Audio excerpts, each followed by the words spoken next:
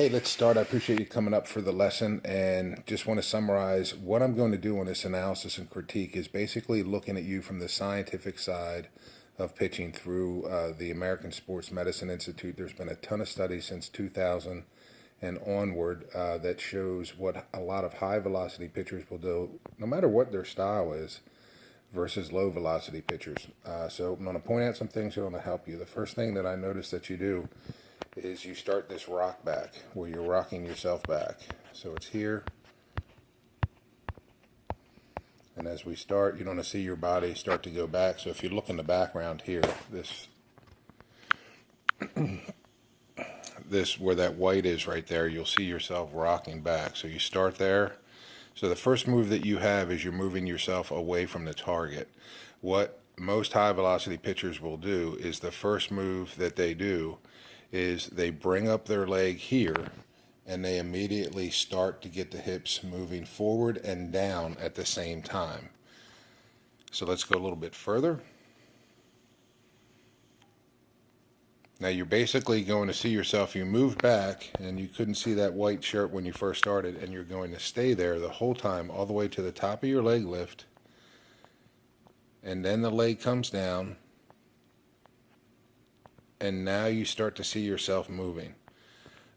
We just do that a lot quicker per science. The study talks about high velocity pitchers will get their body going earlier to the plate than low velocity pitchers. And if you ever want to see any of these studies, if it's something that interests you, I'd be happy to share them with you. Then from this point, you do what's called an ipsilateral tilt, where you're reaching in here, so you're bending over. You'll see it more in here as you go right in here. You see your chest leaning forward. So now I got to stand up to get the ball to the plate. So the next thing you do as you separate, you're bringing your elbow way up here to help lift you up out of that, what's called that ipsilateral tilt, where you're leaning forward. Well, the opposite of that is what's called a contralateral tilt, which is standing upward. I'd like for you, because you're in what's called an inverted W. You'll hear a lot of people talk about that. This arm doesn't invert as much, but this back arm does, and that's what's not that healthy on the shoulder. What happens is you should actually bring this elbow, it's a scap load where it kind of comes behind your back. When you lift up like this, it puts a lot of pressure on the top of your shoulder. And so as you land, you're going to see you land on your toe right down here. That's just showing me that you're not driving with the hips, and we talked about that. You're not leading with the hips to start out. You do a good job. I want to show you this front foot. You keep your body pretty closed. And you see, and I know it's closed because that foot is facing toward the camera, and that's the way we want to be.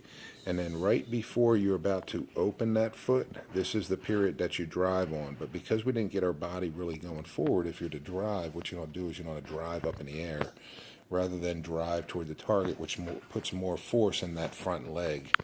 So if we watch when we land, the front leg, now all this power is now what's called ground forces going up the leg.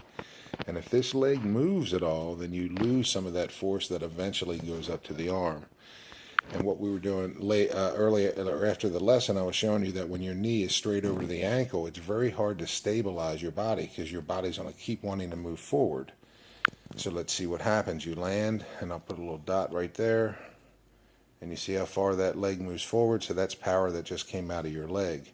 We talked about how to fix that, and that's when you land is to have your ankle in front of your knee, and that shows that you can stabilize better with that. Also too, on footprint, as you're landing in your front side, you're blending what's called the throwing phase. Watch your upper body. Your upper body's going to rotate because you're throwing the ball, but we haven't landed yet. So you're doing that too early. That happens once you land and then you turn. This is like stepping out of the box when you're swinging. You're giving up your power too early.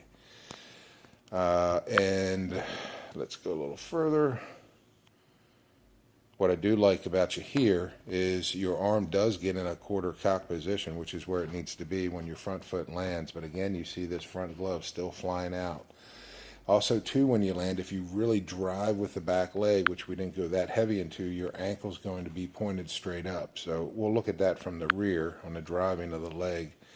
But from the side, there's some of the things that I look at, and then I wait till the arm externally rotates, which is right about Let's back it up right about there. So we need to fix this, because anytime your elbow is in front of your face externally rotating like that, that means where it's leaning back. That's not healthy for your arm. You want that elbow to be closer to the ear, because your chest is pulling your arm forward, and that takes a lot of stress off what's called the ulnar collateral ligament, or UCL injuries, which you hear a lot on TV. And a follow through. I like how you get your chest over. I mean, that's good, considering that you really didn't bring a lot of momentum with your backside or starting early. And let's watch your leg. Your front leg, actually, you do a good job on your front leg as you release the ball. When you get stronger and you learn to snap this leg forward when you release, that also does increase some velocity. Good job.